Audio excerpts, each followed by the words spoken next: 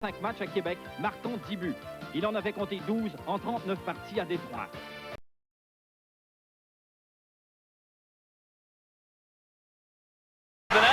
Seconds to go. Here's Ogrodnik. Ogrodnik from the line. 2 seconds. Ogrodnik shoots. He scores. Does it count? No, it does not count. The green light is on. No goal. The green light is on. Hogarth is talking to the Whalers. They're going to wave it off. That's the Whalers, Rick. Let's wait till Hogarth reels it out. The coaches are on the ice. We may not have seen anything yet. Oh, it's no goal. It's no goal. Look at Michel Bergeron's in the middle of the ice. Rick, the first thing I did was look up and the green light went on. That's why I was so definite in saying no goal. Of course, what I have to say means nothing. It's the decision of Hogarth. I think they've ruled no goal. I'll tell you what, it was a tremendous shot. Wow, did he ever crank that? And of course, when the clock reaches 0, the green light comes on automatically and overrides the goal judge pushing on the red. Here's a shot right here, and he gets everything into this, and he beats Lankley out. But let's go right on. We couldn't get up higher. The green light was on. I don't know. He's well. Let's take another look. Now, you know what? I looked up. There's 6 seconds here. I don't know if it's 5, 4, 3, 2. I guess we could go. One here. Here's the shot. Now, these are, don't forget, Rick, are neutral goal judges. We should mention that. They're neutral goal judges. There's no hometown thing here. The green light is on right now. The red light did not go on. You know, it's automatic, too. The green light goes on. Okay. It's automatic. The only human part involved in it is if this gentleman who works Ranger games at Madison Square Garden is a little late on the trigger, but, you know, he's an experienced goal judge. I don't know. No one is really except. Ogrodnik reprend. Il a voulu passer devant. Ça ira jusque sur le bâton de Robert Picard. 20 secondes. Le tir. Et le but! Ogrodnik, je pense. John Ogrodnik, et quelle passe de Dead Hunter. Une passe absolument parfaite en plein trafic qui atteint John Ogrodnik. En zone adverse du côté droit. Robert Picard s'avance légèrement. La passe à Siltanen. Et le but! Ogrodnik. John Ogrodnik avec son 2e de la soirée. C'est le 4e but marqué en avantage numérique. Et le joueur fautif Kevin Dineen revient sur la patinoire. Voilà un geste qui a coûté très cher. Déjà, on savait que les Nordiques avaient marqué 3 fois en avantage numérique.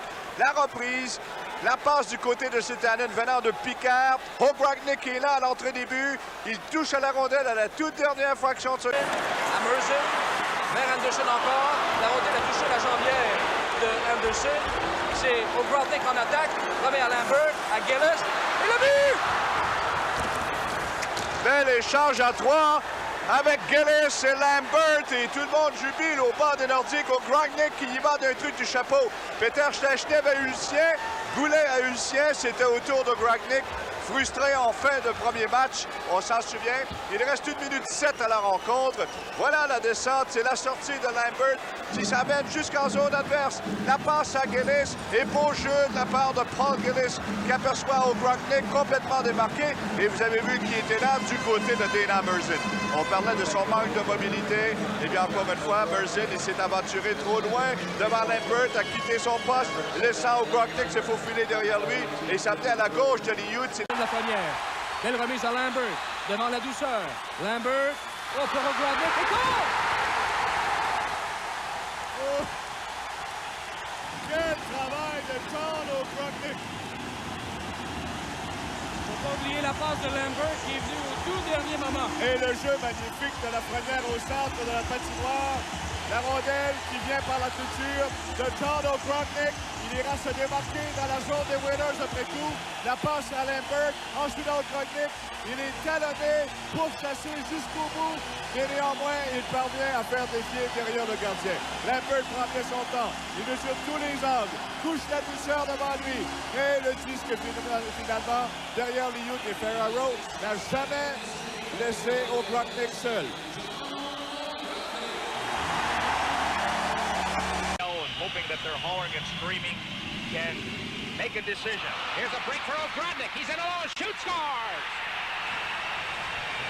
6-4 Quebec.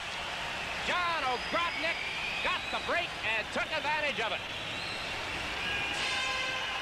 My wallet looks like a guy that just lost his best friend, Dick. You know, he had mentioned earlier, Nyland, of course, sitting there watching all this. But there's the shot through the middle, hits a Montreal player, and away Ogrodnik goes. See, he was on full flight all the way. Boy, does he pick that corner. He's got the head up, he's got the stick, good control, and picks a spot. That's two broken plays now that have resulted in goals for the Nordiques. Moins d'une minute maintenant. À la première période, Lambert, attendu par Ludwig. Ludwig l'empêche d'aller plus loin. Ogrodnik vient acquérir le disque. Il est pourchassé par Carbonneau. Paul Gillis se détache tant bien que mal de Gagné. Ogrodnik, et goal!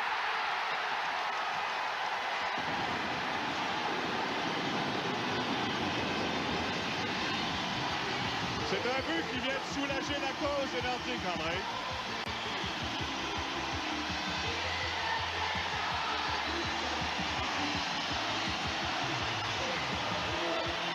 Voilà le travail de Paul Gillis dans le coin de la patinoire et la tire Ludwig devant lui. La passe est parfaite sur le bâton de John Ogrodnik et son tir précis.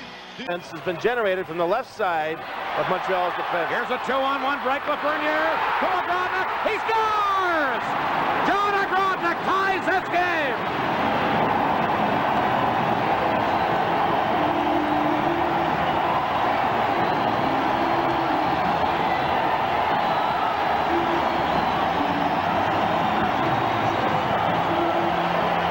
It starts at the blue line.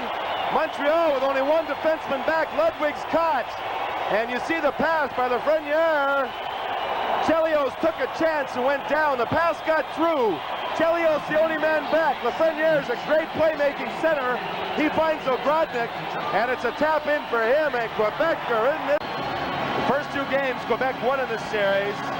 The situation where the big boys scored the points, the Stasnys and Ogrodniks. Ogrodnik, Basil McRae, Picard et Siltanen. Pour les Canadiens, il y a Corson, Carbonneau, Chelios et Robinson. Carbonneau qui tente un dégagement annulé par Stephen Finn. Voilà le but! Voilà. Le tir et le but! On a voulu dégager son territoire par la clôture. On a pu bloquer la rondelle le long de la clôture, Picard. Par la suite, c'était un lancer qui semblait quand même difficile pour un but. L'angle était quand même assez fermé. On va voir dans le cercle des mises en jeu. Et le lancer qui va venir toucher le fond du filet, passant à la droite de Brian Hayward. Il se fait prendre du côté le plus rapproché. Donc c'est un but qui n'aimerait pas certainement. L'angle n'était pas bien fermé. Un tir précis.